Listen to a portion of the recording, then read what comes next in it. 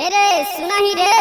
की हो लोगे हमर जोत देता है। तेरी बहन के कौची कर जोते के है भाई खेतवा आप है तोर तो पहिलिए से जोतल। अच्छा ठीक हो जोत देब मगर खिलावे पर तो हम कौची खिलाए पड़ता रे अपन वाला दोनों पीठवा आ कुछ। अच्छा ठीक हो पहले जोतनी तब न रे। पीठा शिवांगी रिकॉर्डिंग स्टूडियो राजगीर। की लगा हो पहिलिए से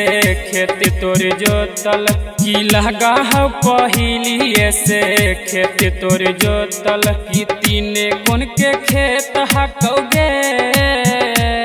की तीने कोन के खेत हकौ लग हक भीठा खियाई देना है गे छौरी अपन दोनों पीठा खियाई देना है गे छौरी अपन दोनों पीठा खियाई देना है गे छौरी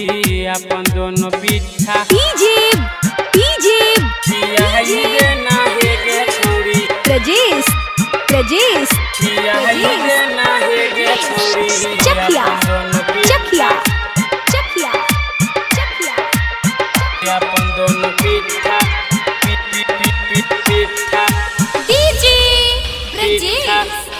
कहिए से कहले हलिया छौरी हमें आशा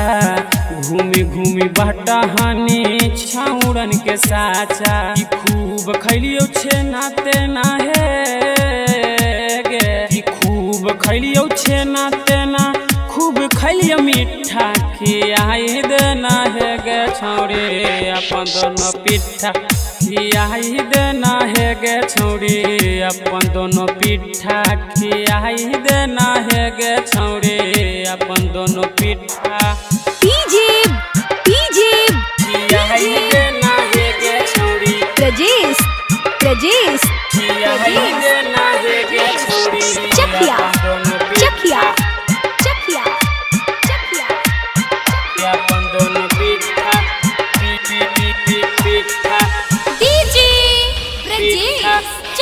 रखे सब बलू के मन निवेश गे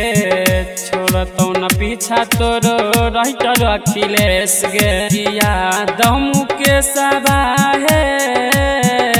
गे मुकेश यादव छौरी बनले हक गिट्ठा खियाई देना है गे छौरी अपन दोनों पीठा खियाई देना है गे छौरी अपन दोनों पीठा खियाई देना है गे छौरी